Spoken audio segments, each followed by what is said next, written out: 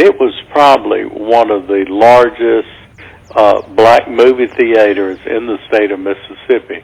I don't even think Jackson had a theater as big as the New Roxy. It was quite a gathering place, and everybody knew it.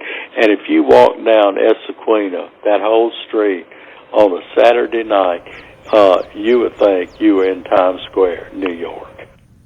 Essequina had New Roxy, Turner's Lounge, Turner Grill, had a lot of places that at my age at the time couldn't go, but I could go to the movies, to New Roxy.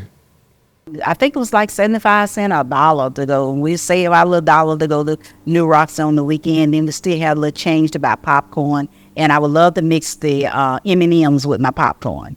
There was this movie called Lemonade Joe. I've tried to find that movie forever, can't find it. The crazy thing about it was like this kind of like Western, but it was filmed with a totally yellow screen.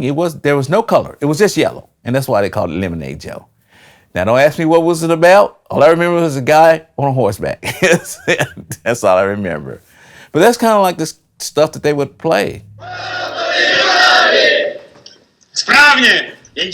My favorite memory is when I would go with my brother and he would get the new movies for that weekend and he would screen them.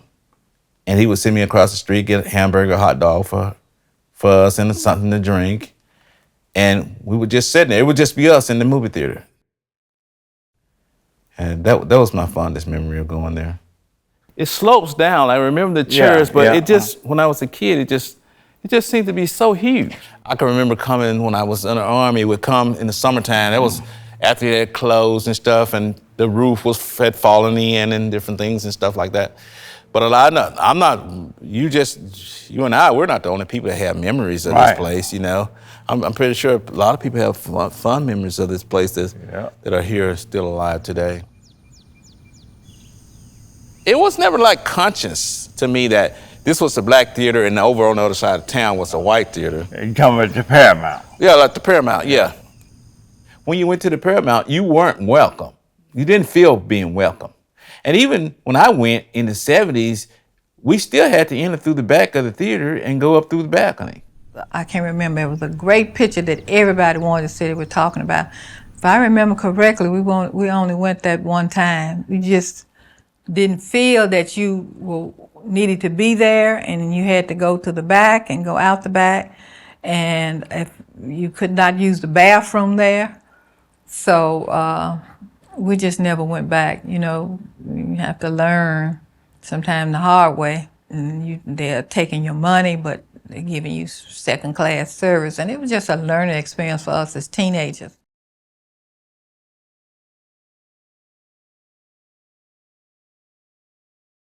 I went to the Paramount Theater one time.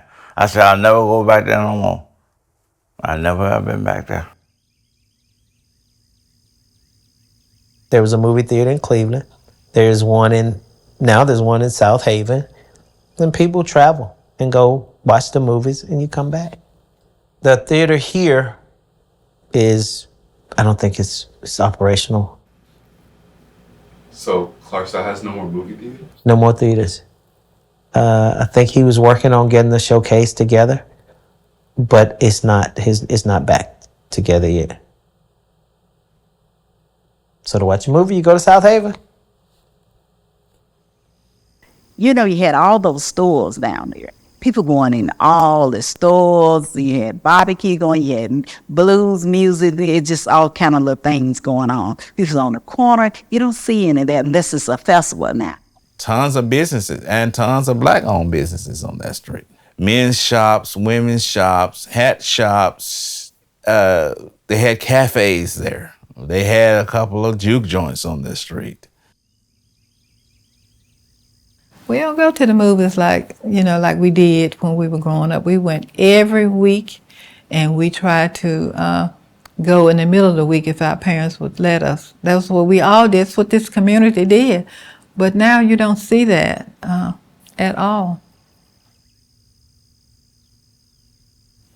There's a lot of stuff that black people were doing for themselves and on their own that they just stopped doing.